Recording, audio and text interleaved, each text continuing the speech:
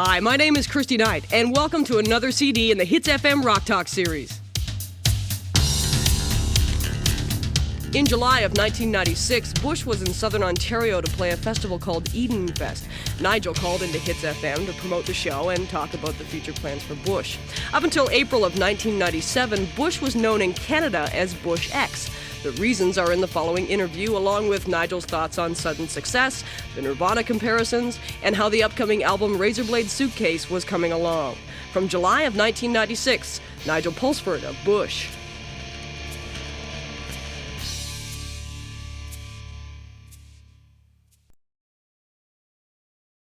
We're back, 97.7 HTZ-FM, and on the phone with us right now, man, one huge couple of years for this band. It is Nigel from the band Bush. How are you, Nigel? Pretty good, thanks. You know what? There's another guy named Nigel from a British band that I kind of like. What, Spinal Tap? Yeah, you get that all the time, don't you? Sometimes, yeah. You can hit me now if you want. Yeah, I don't have as many guitars as he does. Though. Yeah, wasn't that amazing? Are you a fan of that movie? Yeah, it's just like every tour we've ever been on, so... It is like it, isn't it? Oh, God, yeah, it's frightening. And you hate the record people. Yep. And you hate doing radio interviews. Yep. Ah, come on. But you like me, right? Of course. Yeah, sure. Difference that makes it interesting. So Canada is the only country where you are called Bush X. What's the deal? Well, basically, there was some band called Bush here, I guess, about 20 years ago. This guy, Dominic Troiano's band, who was in the James Gang after Joe Walsh left. And he said, it's my name, so you can't use it. So we thought, okay, fair enough. So we'll just change your name to Bush to the Power of X. So is it kind of weird when you come over here and it's like, here's Bush X and here's Nigel? Yeah, I suppose it is a bit. I haven't really thought about it. I mean, to sort of be bothered about it would to give him credence for, kicking up a fuss. So, because I don't think the band's been going for a long time. His band hasn't been doing anything for donkey's years. So. Yeah. How does that work? I mean, it was a band for 20 years ago, called themselves Bush.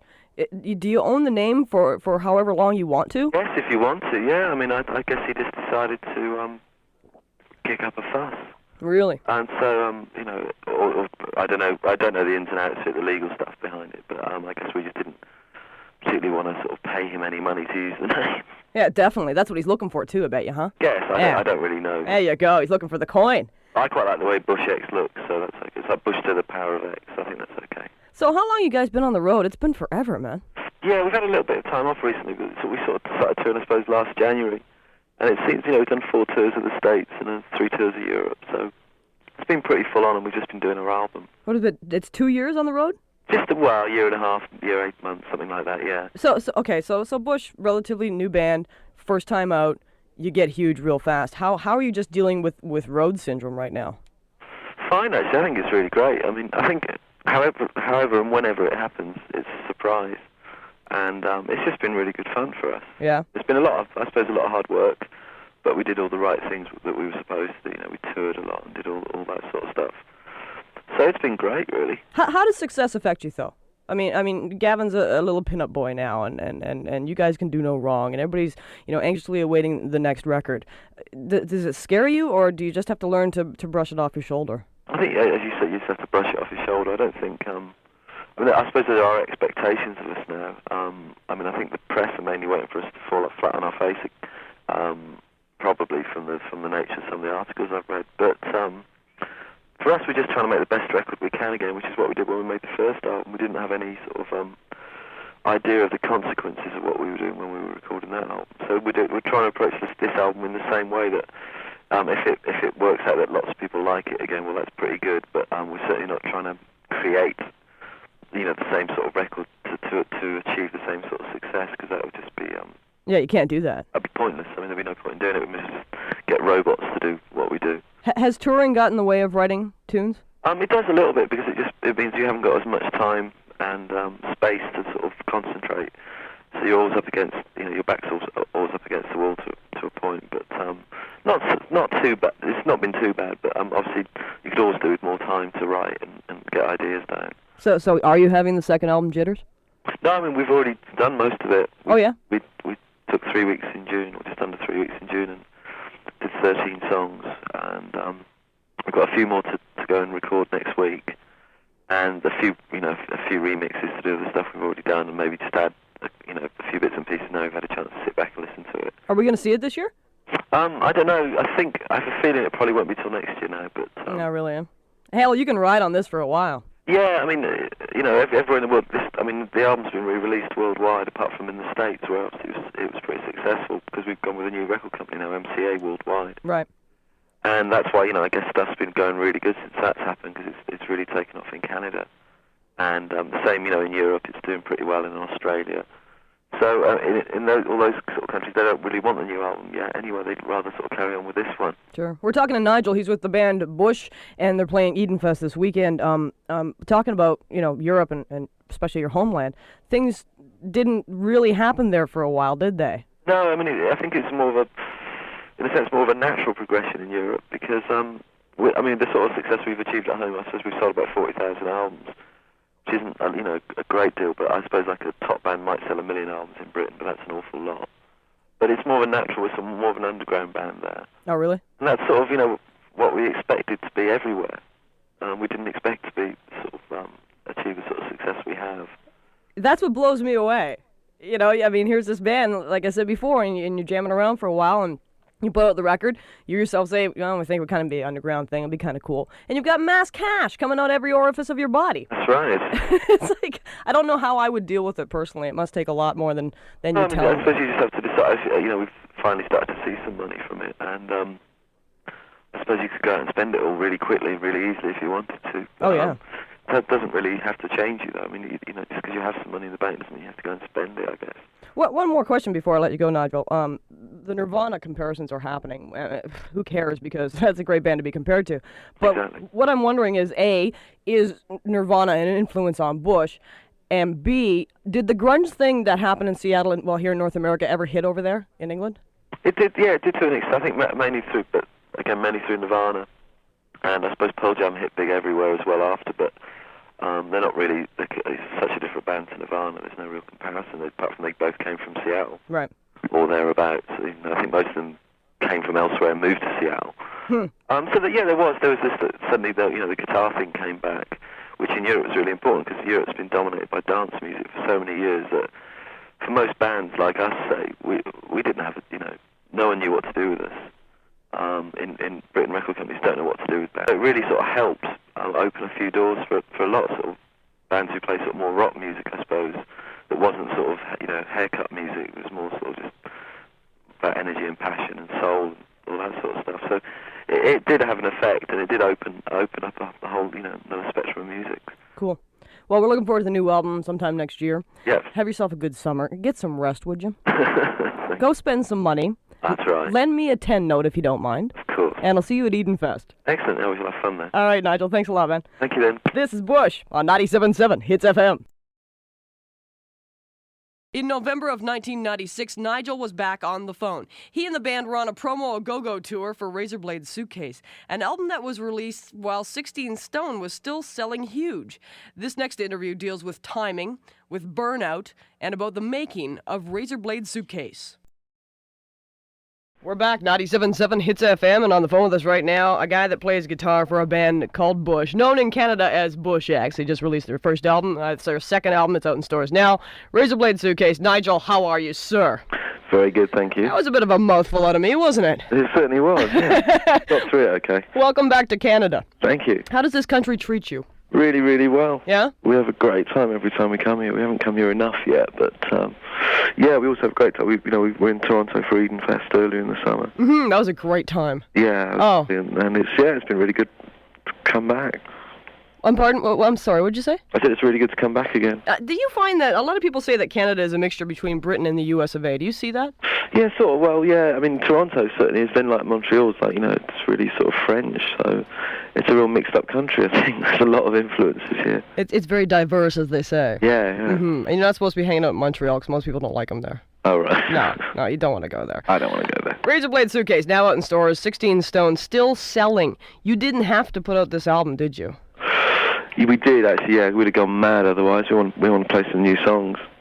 Can't keep playing the same old stuff all the time. Yeah, but you'd think that after the success of the first album and all the hype that you guys went through, you didn't take any time off whatsoever, did you?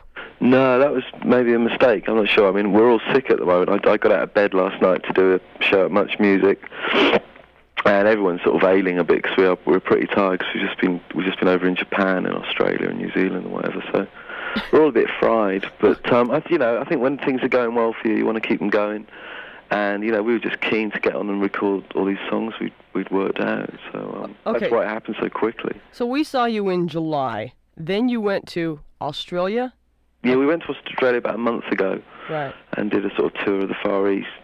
But we, when we came over in July, we were sort of in the middle of recording the album, and we'd nearly finished by then. And so we did like another 10 days, I think, after that, just finishing stuff off and mixing. Uh-huh. So, it hasn't been so bad. This album took 3 weeks to record, somebody said? Yeah, we started off with about 12 days when we did most of it, and then we had another like 2 5-day sessions at Abbey Road where we did strings and re-recorded a few things we thought we could do better, because Abbey Road sounds so amazing. Once you're in there, you just want to re-record everything, because the room sounds so brilliant. And so, but really, about, say, 25 days, I suppose it was something like that. How long did it take to record 16 Stone? Probably a couple of months. Maybe a bit less, 6 weeks or something. So what was the difference this time around? Did you just know how to be ready when you went to the studio? Yeah, well, I mean, with this album, our approach was a bit more straightforward in that we just really wanted to record the band live, because we'd been on the road for 2 years, so it was logical to try and capture that, So our approach was much more trying to just record the four of us, not maybe overdubbing stuff. You sound like me now. So so we just wanted to catch things pretty straightforward, and that's why it was quicker, I guess. Right. And we didn't want to sort of embellish everything with overdubs. Did you have time to figure out what you wanted to do with this album, or was it just a matter of evolution with this thing? Yeah, I mean, it's a progression. There's definitely things I didn't want to repeat from the first album. Like what? Like the sound of it. I didn't want to get that, I wanted it to change, to be a bit starker and a bit more dramatic, to catch the dynamic of the band live, really, so if it needs to be big and loud, then we play big and loud, as opposed to putting 4 guitars on it to make it sound big and loud, and if it needs to be quiet, we just shut up a bit. Those sort of things, really. How is the band right now, looking back to, when things started to happen for you internationally a couple of years ago? You keep mentioning the band and playing and playing and playing. It sounds like you guys have probably gotten tighter than a gnat's ass, haven't you? Yeah, very. It's just been great for us, because it's like... Is it easy now? No, it's never easy, but it's more natural. And, we're in such privileged position, because like when we go on tour, really all we have to worry about each day is playing. So everything is taken care of for us. So we just enjoy playing live. That's really our big thing. And it's nice to record, but it's nicer just to go and sort of make contact with people. I'm sorry to keep going back to it, but I am shocked that you guys wanted to go back out on the road so quickly. Yeah, I don't know if we do want to go out that quickly, but it just happens, it's just happened that way. And every time we try and take time off, there's always someone who wants to fill it up with something. But what about the burnout factor? The what factor? The burnout factor. If you guys start getting tired, you're not going to be able to create. That's right. Well, I guess we look after ourselves a little better than we used. Well, you're not right now because you got a snotty nose. That's right. Yeah. We're all suffering a bit, but no, it's touch and go. Sometimes you just don't want to be touring, you don't want to be doing anything, and then when you sit around at home, after a week, you start thinking, well, it always takes a week, doesn't it? It's just a week, and then it's like, okay, I'm ready. Time to go. Tell you what, we're gonna take a break here. Pick a favorite song on the new album and tell me why and what it's about. Okay. Give me one. Mouth. Which one, Mouth? Yeah. Okay, why? What's it about? Mouth is just one of Gavin's personal extravaganzas. And it's just a really cool song that we've been playing. I think we first played it on our second American tour about 18 months ago, and then we didn't touch it for about a year. And I just like it. I think it expresses perfectly what I was just saying about the dynamic, in the band, and trying to capture it, in a really straightforward manner. We're talking to Nigel from Bush. The album is out in stores now. Razorblade Suitcase. We'll do a track here, and we'll come back and chat with him some more. This is Mouth. It's New Bush on 97.7 Hits FM. We're back, 97.7 Hits FM. That's Mouth from Razorblade Suitcase, a new track from the new Bush album now out in stores. Nigel is kind enough to still be here on the telephone with us, chatting with us this afternoon. And I'm wondering about one thing, and I don't know if I'm out of line or what I'm getting at with this question, but Gavin Rossdale has all of the writing credits on this album. Uh-huh. What is the, is that not odd to see now? Usually the bands do split them up. Yeah, I don't know. I mean, I think he's just on a sort of mad songwriting trip at the moment. So, and he's coming up with cool songs. So, I mean, there's like an instrumental piece on the album that I write that my credit didn't get on, but it will do on the next pressing. Oh, I see. But we won't talk too much more about that before I get pissed off. But yeah, I mean, it's just he's the singer. It's hard to get singers to sing your songs. Is another factor. They like to sing their own songs. Oh, yeah. So there's a lot of that in it as well. So it's just the way stuff happens, really. How does the writing process work, or do you not know? I mean, this time around, did Gavin just come in and say, okay, here's a song, and here's a song, and here's a song, and you just kind of built from what he had on your guitar? Yeah, the same as we always have. Yeah, that's the way we've always worked. He'll come in with something. Some stuff will change dramatically from what it was. Say something like Insect Kin, has gone through a lot of changes before it came to, turn into what it was. Like on the first album, tracks like Alien sort of came out of jams, sort of things. So, it's the same sort of process, really. We just, bring something in, then we'll work on it and change it, or, it'll stay the same. It really, really varies. Something like Bone Driven on the album, I just took a cassette of the track away and wrote the strings, and then that was that, that was done. It really varies from track to track, but it's pretty much, as you say, bring something in and then we'll work on it, and, through us working on it, it might change, and it'll, he'll come back in with new lyrics or new melody the next day.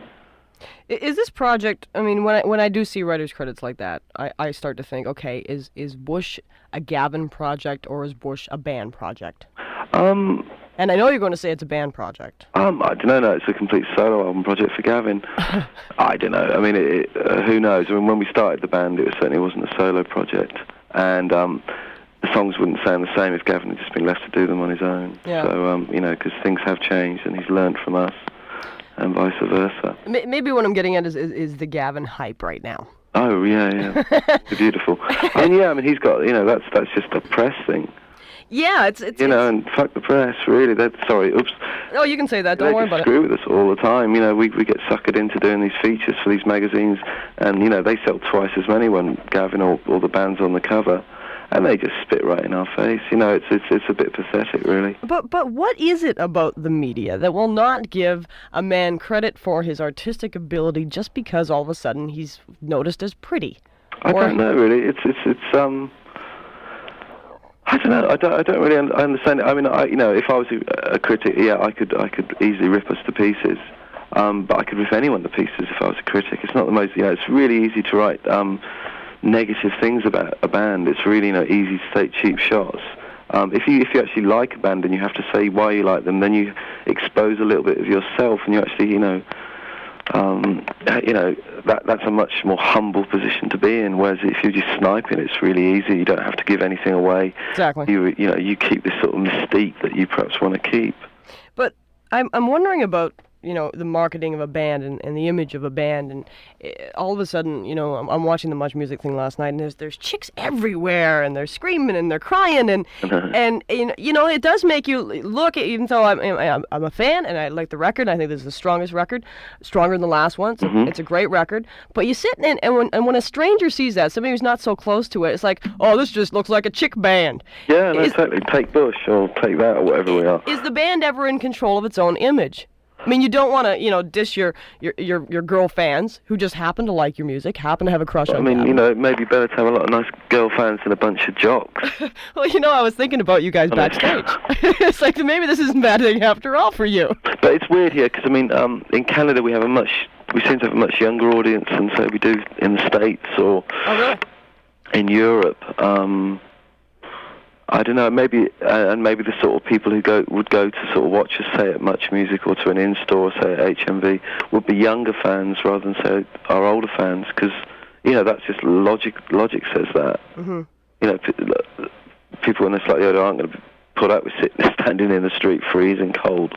Yeah. see something, whereas, like, you need that youthful enthusiasm to do stuff like that. So, our perceived audience then is certainly from those sort of things is much younger, but at gigs our audience is much more, I think it's much more equally divided between men and women. Mm-hmm. I mean, it's nice to sort of have that sort of divide between the sexes, because a lot of bands are just a completely male audience, and that sort of restricts any sort of message that you might like to put across. It's nice to be able to appeal more broadly. Right. Even if, and obviously some of that's down to Gavin's good looks, but hopefully some of it's down to the music. I'm hoping it does. Yeah, me too. It's a very silly situation, but I can see it be one that would get under your skin once in a while. It's hugely ironic. I mean, it's quite, I have to sort of look twice and go, what is going on? Mm-hmm. Tour begins when, Nigel? Oh, the next big tour won't be, over here will be in March, and we're going to do the States and Canada. And do a proper tour of Canada this time, because we've only ever done, I think, like Toronto and Montreal. Right. So this time we're going to come back and do the 10 or 15 dates. Okay, taking time off over the holidays, I take it. Yeah, a little bit. Yeah, we're going to go back. We're in New York till the weekend, and then we go back for about 10 days. Then we go to Austria for a few days, and then go to LA to do a video, and then have sort of Christmas time off, and then we start rehearsing for the next tour in January, and go around Europe in February, and then everywhere else for ever and ever, amen. Well, it sounds like you've got your plate full for another couple of years. Yeah, it's a bit daunting at the moment. And it is a great record. It's got some legs on this one, so we're going to be hearing a lot of Bush in the next couple of years. We're looking forward to seeing you hopefully around March, springtime, I guess. Yeah, I think any time March on, really. That's when I say we start the tour in I think in Florida we're going to start, and then work our way across and up. We don't want to come here when it's too cold. We've done that. We started our last tour in like January in Providence, and it was we nearly didn't make a lot of gigs because of the snow. It was touch and go whether we'd actually play a lot of the time. So we want to have a warmer tour. Well, look, you've already got the runny nose. Yeah. Go down the street, get yourself a toque for that shiny head of yours. Because you're in Canada now, boy. You got to cover your head. That's right. Now get off my phone. Pick me another track, would you? Okay. Communicator. Communicator? Yeah. And why? This is sort of, we did this enough in the first sessions for the album. It's just when we started to find our feet with Steve Albini who was recording us. It was just, it's a smoky late at night sort of thing that we got right in the first couple of takes, and it was just, something, with lots of off the wall stuff on it that wasn't rehearsed. Okay, cool. Thank you for your time, Nigel. Okay. Have a good visit and have a good Christmas, I guess. Thanks a lot for that, then. I can't believe I just said have a good Christmas. Well, happy Christmas. It's beginning, huh? This is more new Bush from Razorblade Suitcase on 97.7 Hits FM.